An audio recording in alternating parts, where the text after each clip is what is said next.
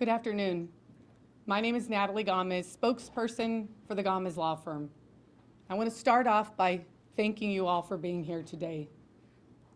Now, this case demands strength, experience, and an unwavering commitment to justice.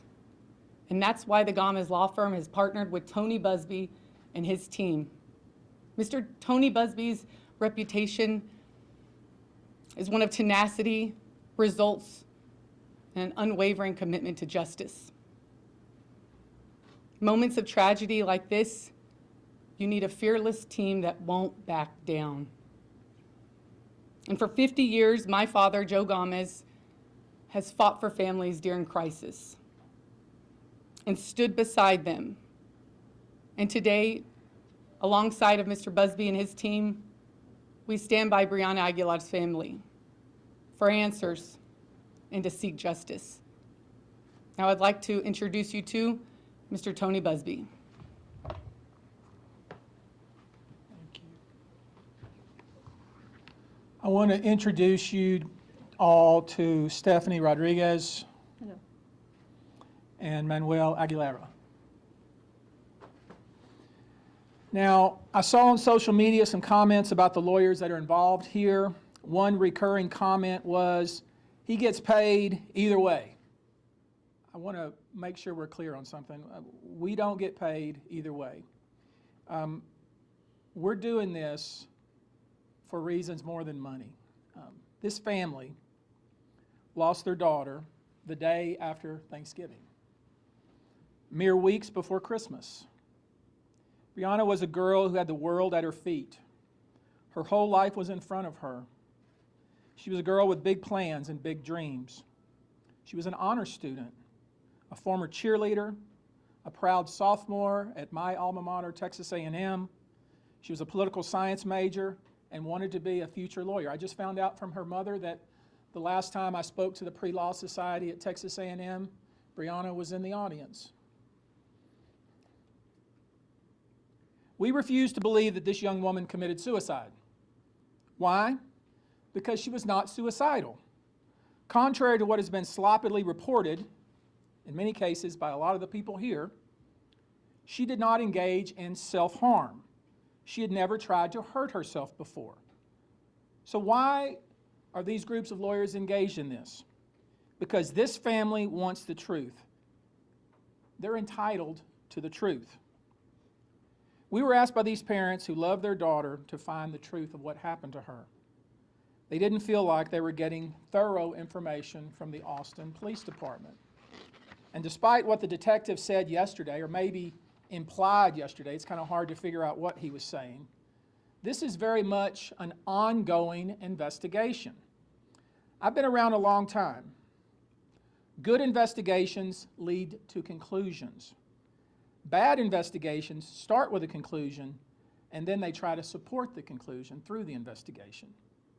It's clear to me, based on what this detective and the things that he said to Stephanie, it's clear to me that he had made a decision immediately about what his conclusion was and then went about trying to support it. The Austin Police Department formed a conclusion within hours of this tragedy that this was a suicide without any investigation. This family had a horrible tragedy, and the communication from the Austin Police Department was so bad that the family became concerned enough to engage me and my colleagues at Gamez Law. And they also asked the public for help. With proper communication, this matter would be treated like most investigations, where no information is shared until actually after the investigation is complete. But what did we see yesterday? What we saw yesterday was a hurried, rushed press conference. And I think we all can agree the reason they had a press conference yesterday is because they knew that we were going to have this conference today. They gave the family no notice of the press conference. They sent 2 emails, and then the detective went on camera in front of millions of people and told everybody that this young lady committed suicide.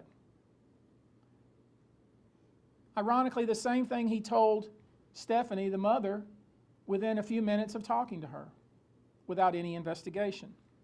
That's not the way it's supposed to be done. The family had dared to ask questions about what was going on and what had been learned by the investigation was then punished with leaks to millions of people from the Austin Police Department, to the detriment of their daughter and to their daughter's memory. So we were hired to assist this family in finding the truth, and we've been doing that. But everyone knows that investigations are supposed to remain confidential until the investigation is complete. And why is that? That's because you don't want to tamper with potential witnesses or scare off witnesses or create a false narrative or color witnesses' interpretation of the facts. Everything that detective did yesterday, that's exactly what he did.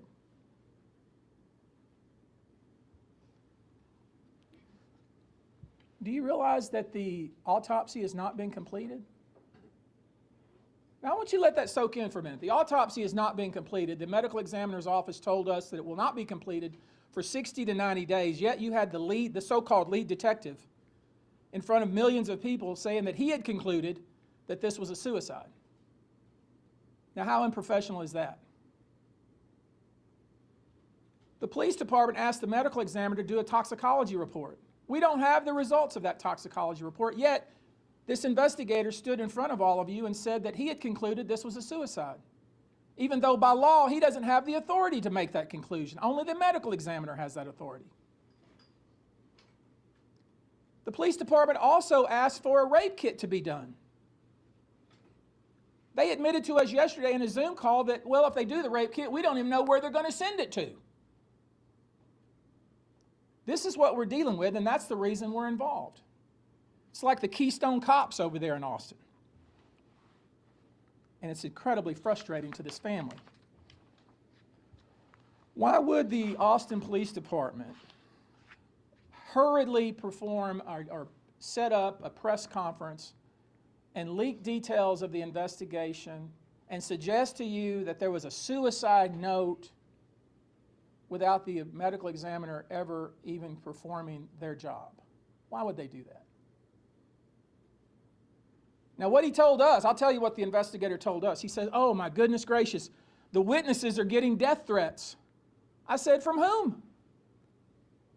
Why? No answer, because it's foolishness, absolute foolishness. And it's that kind of conduct that caused the family to try to find somebody separate from the Austin Police Department to investigate this. We don't have a toxicology report, we don't have a rape report, we don't have a cause of death, and none of those things, don't put that on top of that, none of those are conclusions that a police detective, a corporal, can make. He doesn't have the statutory authority to determine the cause of death. And I'm surprised that none of you even asked that question.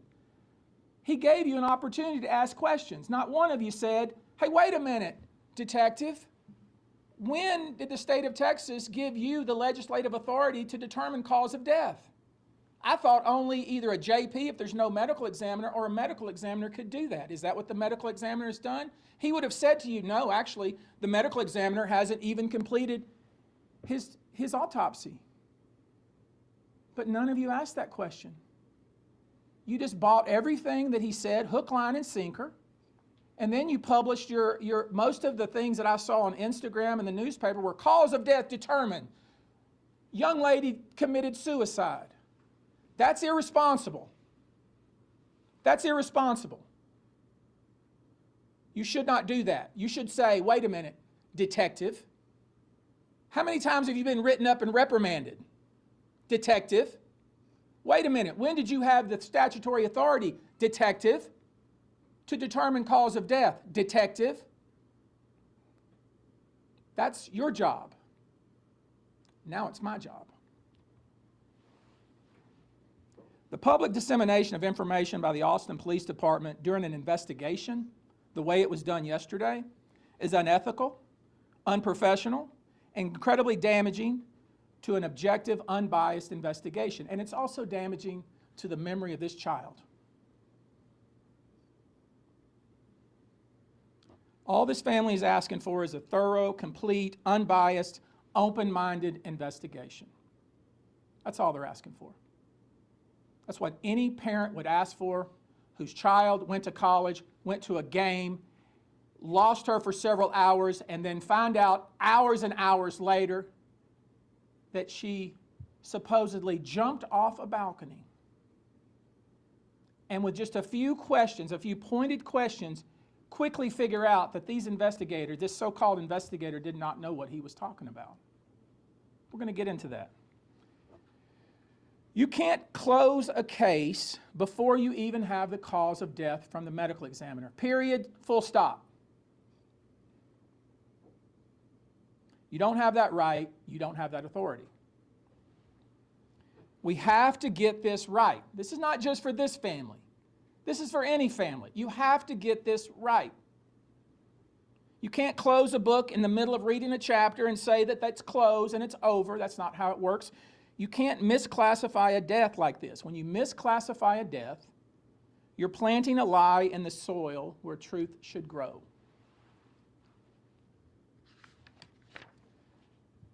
And as I said, to her credit, Stephanie Rodriguez was very close to her daughter, very close. Talked to her daily. Knew everything that she was up to, everything that she was doing. The very first interaction she had with the detective from the Austin Police Department, he told her, your daughter committed suicide. The very first reaction, the very first interaction. At that point, he hadn't talked to one witness, he hadn't seen her phone, he hadn't done anything. That's sloppy and irresponsible. He claims she made suicidal comments. He told us in the Zoom call, she made suicidal comments. You know what he was talking about? The other day, when I was talking to a friend the other day, I said, man, you're going to make me jump off a bridge. That's what he's talking about. Silliness like that. He later claimed she was making those kinds of statements on the day or the night that she died. If that's the case, why did their friends leave her out on the balcony by herself? If that's true, because it's not true. None of the things that we've been told by the Austin Police Department are consistent with the actual facts that we've learned. The detective was talking about suicide before he was ever given her phone.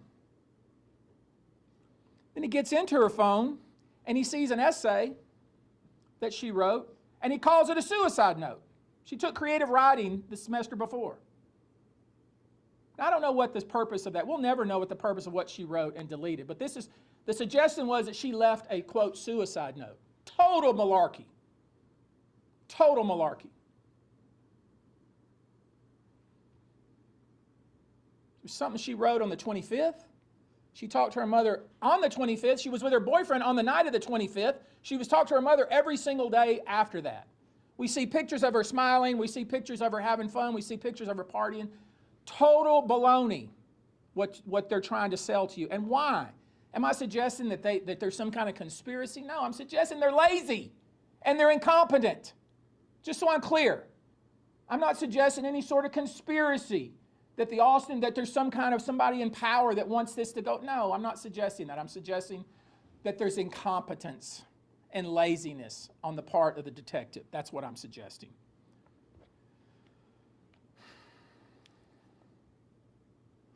The suggestion they've made is she wrote an essay, because it's not a note.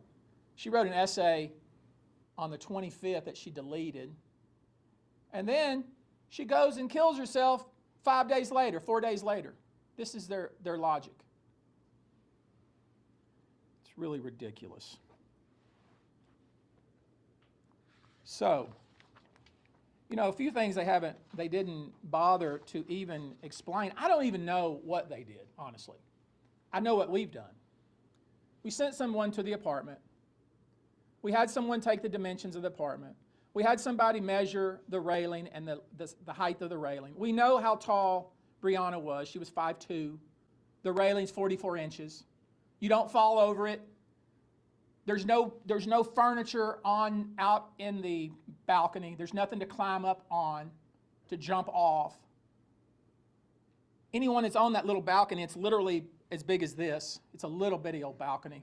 And there's a window just like that you can see onto the balcony.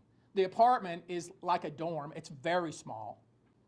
There's no way you can be in that apartment and hide. If you're in the apartment, people know you're in the apartment. It's a little small apartment. No offense to the apartment complex, but that's what it is. It's like a little double-room dorm with a small balcony with no furniture. These are easy things to find out. Things that you would say, wait a minute, you're saying that this young lady was out on the balcony and she was 5'2", she had to somehow climb over the railing to try to kill herself? Then certainly you guys could see that. Certainly you knew that was happening. How could that possibly be? It doesn't make any sense because it didn't happen that way. She was 100 pounds, 5'2". There's no way she could fall over that railing accidentally. There's no way to be on the balcony and you be inside and not know somebody's on the balcony. It's not possible. It's almost impossible to be inside the apartment and not know somebody's in the apartment with you, even though there's 2 little bedrooms. This is called common sense. I tell you what's most concerning. They didn't explore the fight that Brianna apparently had with somebody at the tailgate at the Austin Rugby Club. I think she went to, what was the name of the tailgate that they had there? Some student organization. Latin Economic Business Development tailgate at the Austin Rugby Club. There was an altercation between her and another female. No investigation of that. Turns out that other female was in the apartment with her that night. There was a witness between 12:30 and 1 a.m. who posted on TikTok. Many of you have seen it. Young man posted on TikTok that he could hear up above at around the 17th floor in that general area fighting, screaming. Somebody saying, "Get off of me!" And then a muffled sound. He posted it, got many, many views. You can get on TikTok and look at it now. We talked to him this morning. You guess what? Here's the irony, or maybe here's the tragedy. The police didn't bother to talk to him. Now, why wouldn't they talk to him? He had incredibly specific information about what he heard. He could hear it loud enough, he could hear the words that were spoken. "Get off of me," and screaming, and then a muffled cry between 12:30 and 1 p.m. right next to the apartment. We had an expert say, wait a minute, could he hear that? We had to engage an expert to say, is it possible that he could actually hear that? The expert said, absolutely. Absolutely could hear that. It makes a lot of sense. Never talked to by the police. We have a witness who was in the apartment across from the apartment where this apparently occurred, who could hear running back and forth and screaming. And then she said, I could tell something bad had happened. Did y'all know this? Ridiculous. Her entire family was in the apartment. The police could have talked to her and several other people. They failed to look into the anonymous message that was sent. There was an anonymous message that was posted that said, hey, I have specific information that this young lady was locked out on the balcony. Did you know that? It's not part of the investigation. Why is it not part of the investigation? Because they made their decision literally within minutes. Within minutes. Now here's where it gets a little dicey, and here's where I'm having and I want to be very careful because I don't want to be accusing anybody, because I'm not accusing anybody other than the APD, the Austin Police Department, not doing its job. At first we were told that she jumped from the balcony and the three young women that were in the apartment, and we're talking about, as I said, a tiny little apartment, were asleep and didn't know where she was. That's what we were told first. That they were asleep, they didn't even know she was on the balcony, they didn't know where she was, and that's the reason why they didn't call the police until 12:15 the next day. That's what we were told. That's part of the cop's timeline. Okay? Put up the timeline, Ryan. They said, according to the plot, we haven't talked to them. These are these anonymous women who were in the apartment, 3 of them, one of which was the lessor or the lessee of the apartment, who vacated the apartment the very next day and never went back. Did you know that? This is the timeline that the police gave us yesterday. This is the timeline. And if you can't look at that timeline in 1 second, point out the problem of that timeline, then you're not doing your job. We'll get to it. So at first we're told that the 3 women didn't know where she was and they were asleep. That's what we were told. And that they didn't know where she was and they were looking for her and they were texting her mom and it wasn't, and they decided about 12:14 the next day, 6 hours later almost, that they decided at that point they couldn't find her, so they were going to call the police. This is what we were told by the Austin Police Department. Lay aside what was heard happening at about 12:30 to 1 o'clock that night.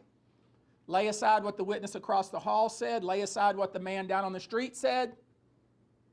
Just disregard all that. This is what the police say. It must be right, according to them, because they did such a thorough investigation. This is what they gave us. Not one of you have asked a question about it. Not one of you. But this is what they said.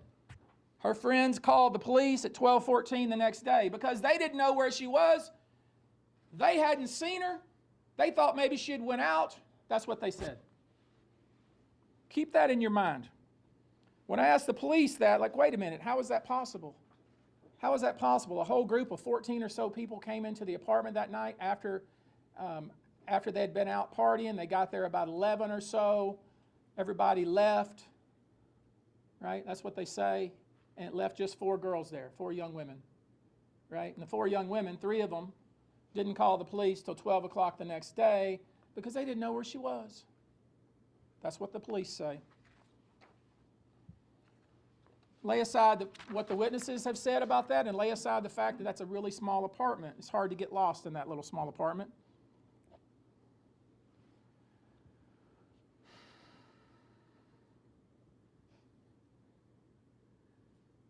I want you to look very carefully. The first entry on the timeline. According to the police, let me walk over there. Excuse me.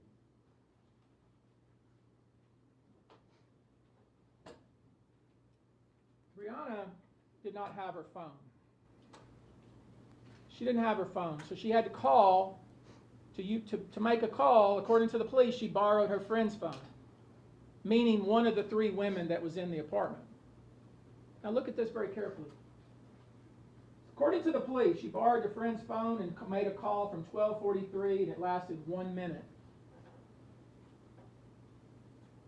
At 12:46, 2 minutes later, the police were responding to a 911 call because she was outside on the ground. Now do the math. So you're probably thinking, well, she must have, she hung up her friend's phone and she just jumped. She hung up the phone and she dropped it on the balcony and she jumped. First question you should have is, where's the phone? What did she do with the phone? I asked the police that 3 different times. 3 times. They sidestepped me every time until this morning. They sidestepped me because they hadn't thought about it, because they rushed to judgment. They finally answered the question this morning. And you know what they said to me this morning? And they said it, and they didn't even realize what they were telling me because they're so sloppy. I made them put it in writing. I have it here. I'll read it to you. Austin Police Department did not find the phone on Miss Aguilera. Miss Aguilera returned the phone to its owner before she was seen going onto the balcony. Now, how is that possible? That is 180 degrees different than what you told us previous. That is absolutely contrary to what you told us previous. Previous, you said the 3 women were asleep. You said they didn't know where she went. But then when I asked the one question over and over and you had to answer it, then all of a sudden we realized, if she did, in fact, use her friend's phone, like they claim, if she did, in fact, use it for 1 minute and was found already 2 minutes later by a passerby and the police were already responding to a 911 call, think about that, what the ramifications of that are. That whoever phone she was using was standing right next to her as she went over the balcony, if she went over the balcony. Now you're saying to yourselves, well, shoot, there's got to be a reasonable explanation. We should talk to the witnesses. We should investigate. We should figure this out. That's what we're saying. Now you're getting it. You sat there, and with all due respect, you all, I watched it, you all sat there, and you had this corporal, or whatever he is, lead detective, and Mrs. Rodriguez will tell you how he is and her interactions with him in just one moment. But you let him stand at a podium just like this and feed you total baloney. And all you had to do is say, wait a minute, detective, wait a minute. She borrowed somebody's phone. Where is that phone? Maybe she must have went over the railing with it. She had to give somebody. No, according to him, she returned it to its owner before she was seen walking back out to the balcony. Absolutely impossible. Very suspicious. We have a problem.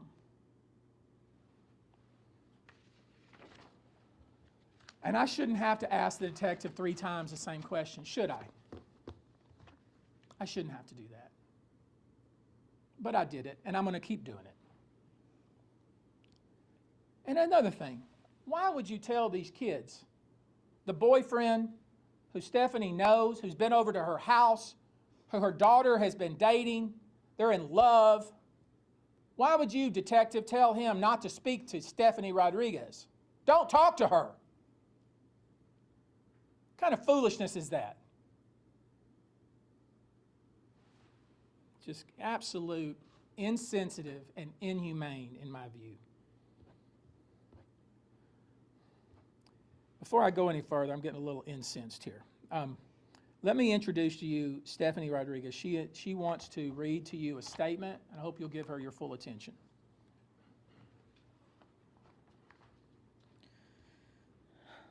Hello, my name is Stephanie Rodriguez, and I'm the mother of Brianna Aguilera. Brianna was a driven, disciplined, and caring person. She was beautiful. She was a loving daughter, a protective big sister, and a caring granddaughter, a second mom to her 2 younger brothers. Her baby was her little Yorkie, Ava. All of us were her best friend. She made everyone around her feel loved and supported.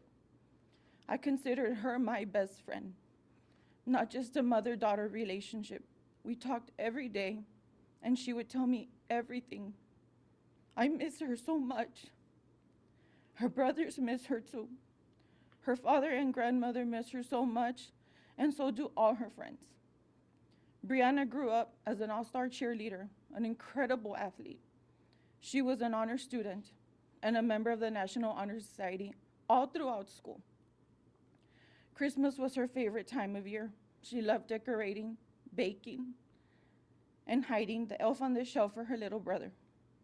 Her brothers already miss her so much. Brianna graduated magna cum laude from high school.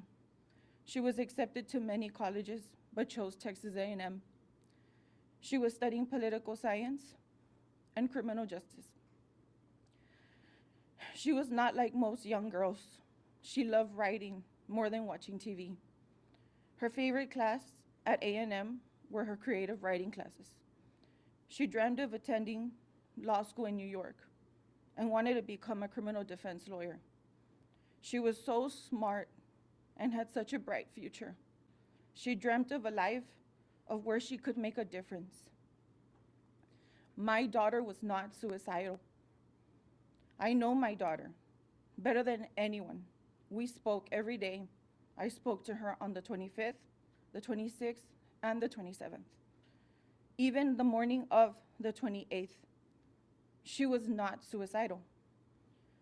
To the Austin police, I can deal with you being annoyed each time I called or tried to talk to you.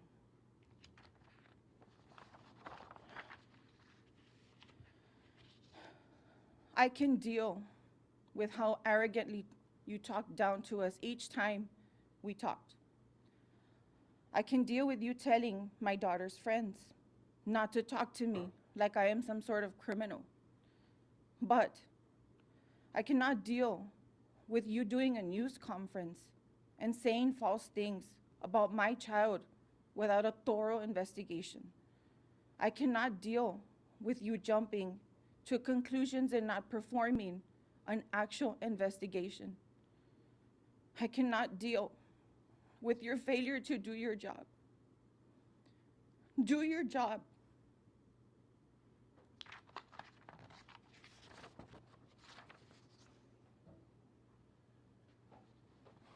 The police, as much as I've always been a supporter of the police, with all due respect to them, do not determine cause of death. That's not their job. Their job, that job, is specifically reserved for the medical examiner's office. There is no medical examiner in the county, then it's the JP in the county. In Austin, it's the job of the medical examiner to determine cause of death, not Detective Robert Marshall. The medical examiner told us that a rape kit was done and the autopsy will be performed. It'll take us 60 to 90 days. So that begs the question, why did Detective Robert Marshall tell us that they had reached their conclusion and that the investigation was complete? Doesn't work that way. How is it that Robert Marshall has determined the cause of this young woman's death? He doesn't have that authority. His job is to question all the witnesses. We've already offered up several. We'll offer up several more for him to do his job. Hopefully a different investigator will be involved. There are many questions about what was done here, about what happened on that night. And it's already going to be incredibly difficult for the Austin Police Department to conduct an objective investigation at this point. And that's because the way that the Austin Police Department has handled this and jumped to conclusions within hours of this tragedy disqualifies the Austin Police Department from further investigation of this matter. So, I'm doing this today. I'm calling on the Austin Police Department to reopen the investigation with a different investigator, to reassign Robert Marshall and put this in the hands of a different investigator. Failing that, I will be calling on the governor to engage the Texas Rangers. We will submit a formal packet to them with all the evidence we have gathered so far, and we will gather. We intend to present 30 to 40 pages of information, statements, and other factual data that they need to do a proper investigation. And here are the questions I hope are answered. Austin Police Department, why would you close your investigation without having all the facts? Why not wait for the autopsy results? Why not wait for the rape kit result? And who would you send it to if you've already made up your mind? Why not question all the witnesses, the ones that we've questioned? The young man who was down on the ground, who heard somebody say, "Get off of me," or the young lady and her family across the hall who heard running, screaming, and, quote, something bad had happened. Why not question them? Why not examine all the phones of the friend group? We asked that question in the Zoom call. You know what we were told? We don't have the power to look at their phones. Hogwash. Hogwash. You have that power, and you need to do it.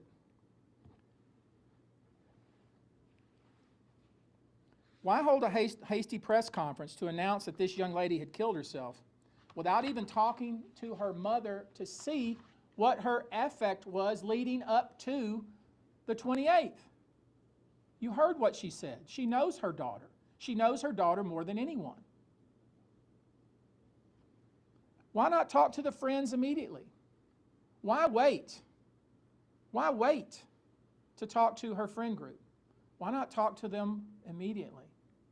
Why did you let the owner of the apartment, that is the young woman who was leasing the apartment, vacate the apartment? Literally vacate the apartment and leave town. Why won't the boyfriend talk to us? The boyfriend that was a longtime boyfriend of this young lady and was very friendly with her mother. Why can't we see the texts? Why can't we see the phones? Where is her wallet? Where is Brianna's wallet? It's missing. They didn't tell you that, did they? I see you writing. They didn't tell you that, did you? If you had asked the question, they would have told you that. They told you what they wanted you to hear. They didn't tell you the complete facts. Her wallet is missing. Why did her friends wait until 12:14 the next day to report her missing?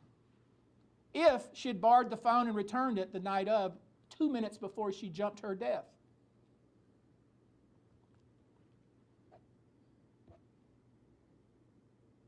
Why didn't they examine the balcony? Why didn't they examine the railing? Why didn't they see if there was some sort of table there, a chair there that somebody who's 5'2" would have to step on to get over the railing? Why didn't they look for scuff marks? Why didn't they do anything?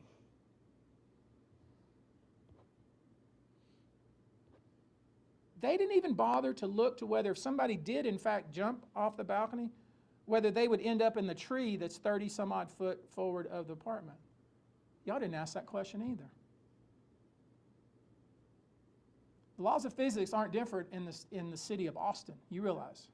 The same laws of physics as exist here in Houston.